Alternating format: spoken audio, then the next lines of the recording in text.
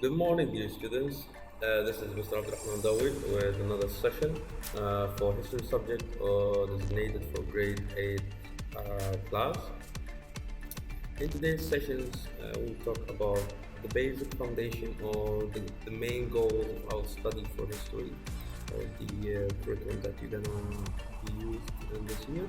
Mainly, at the beginning of our study, we need to understand mainly why we keep studying history, why it is such an important subject or a topic.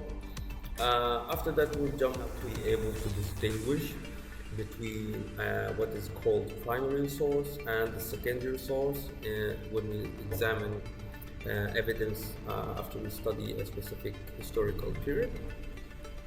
Also, we will learn how to do the complicated or the scientific way of making a historical inquiry process. Historical inquiry process is our main goal for this academic year. We will be giving a certain information about the history of any period, and we learn how to extract the information and categorize it in a scientific way, which is referred to as the historical inquiry process. After that, we will start diving into how to think as a historian. We will talk about the concepts of historical thinking. First of all, we'll talk about what is history as a definition, what history is actually. History is anything around us. Anything around us at some point will become a matter of past, and part of our study for the history is to study this the surrounding of us when it becomes the past. At the same time, we still learn how to connect these events or these items of the past to our present time in a certain way so we can benefit from it and learn from it. So the image to the right is considered some of the historical evidence. It's a historical evidence that will provide us with some understanding of anything about the people who came before us. And also will give reasons and explanations of how we changed over the time from the past to this point. Another thing good about studying the history that it will give you hints and clues to explain who we are, first of all, and who we might become even in the future. Because all of these changes keep happening in the past and continues to develop us into the present, can give us some hints about what's going to happen in the future. This is another image for some kind of area in Canada. It's historical evidence. We're going to explain a few things about these pictures.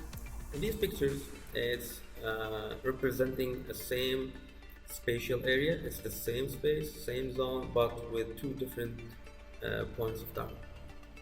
It's representing the intersection of two streets in Toronto.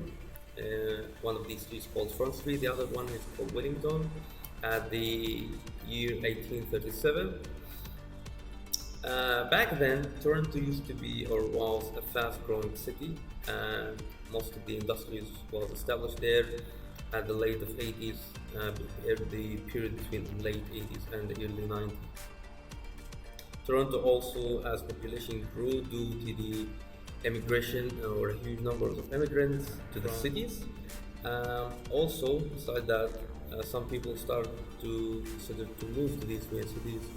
So a huge change happened regarding the population of these areas. This is another image. This is an image for the same spot or the same intersection of the streets. But as you can see, this photo is not real. It's merged by the use of some software, photo editing software like Photoshop, to merge the two points of time in one picture. And when you examine this picture as a historian, you should be able to extract some kind of useful information about the things that continues to grow or develop.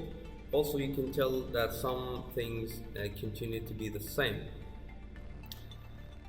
So the matter of change and continuity can be extracted from this photo. You can notice that the transportation system in the past is different from the modern time.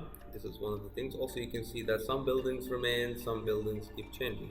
So your first assignment for this academic year is a very easy assignment according to what we've covered so far or studied.